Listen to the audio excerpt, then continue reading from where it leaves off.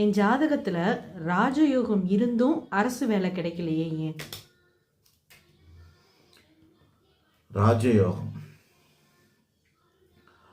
ராஜயோகங்கிறது மகா பஞ்சபுருஷ யோகங்கள்லாம் ராஜயோகமாகும். அது இல்லாமல் எத்தனை எண் சொல்ல முடியாத அளவுக்கு ராஜயோகங்கள் இருக்கிறது. இந்த கர்மாபதி யோகம்னு சொல்லுவாங்க, அது எல்லாமே கூட ராஜயோகம் தான்.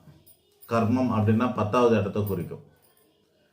லக்ன கர்மாபதி யோகம், தன கர்மாபதி யோகம், புகழ் கர்மாபதி யோகம், திருப்பணி கர்மாபதி யோகம், புண்ணிய கர்மாபதி யோகம், சத்ரு கர்மாபதி யோகம், சப்த கர்மாபதி யோகம், அஷ்ட கர்மாபதி யோகம், தர்ம கர்மாபதி யோகம்,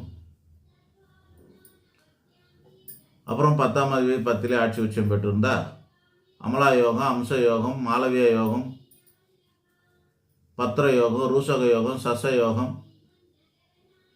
11ஆம் அதிபதி இருந்ததுன்னா 11 10 சேர்ந்துருந்தா லாப கர்மாபதி யோகம், 12 10 சேர்ந்து இருந்தா பயண கர்மாபதி யோகம். இவ்வளோ கர்மாபதி யோகங்கள் இருக்குது. இது அத்தனையும் கூட ராஜயோகம் தான். இது இல்லாமல் இன்னும் நிறைய இருக்குது மற்ற விதத்துலலாம். குருச்சந்திர யோகம், கஜகேசரி யோகம், இந்த மாதிரி எண்ணற்ற யோகங்கள் இருக்கிறது. 10ஆம் இடத்துக்கு அதிபதியோடு தொடர்பு கொண்ட கர்மாபதி யோகங்கள் அல்லது ராஜயோகங்கள் தான் அரசாங்க உத்தியோகத்துக்கெல்லாம் வேலை கிடைக்கும். அது இல்லாமல் ஏதோ ஒரு இடத்துல அஷ்டமத்தில் போய் குரு சந்திரன் கூடி நின்னா அது குருச்சந்திர யோகம், கஜகேசரி யோகம். அதில் ஒரு வேளை மீனராசியாவோ தனுசு ராசியாவோ இருந்தால் அல்லது கடகராசியாக இருந்தால் அதோடு சேர்ந்து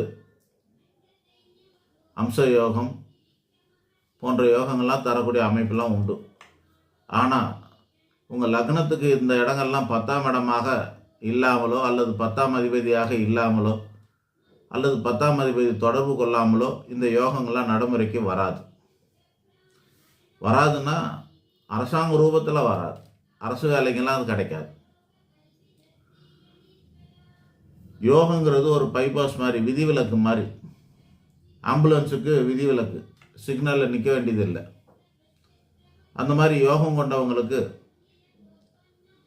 அமைப்பு இருக்கணும்னு அவசியம் கிடையாது.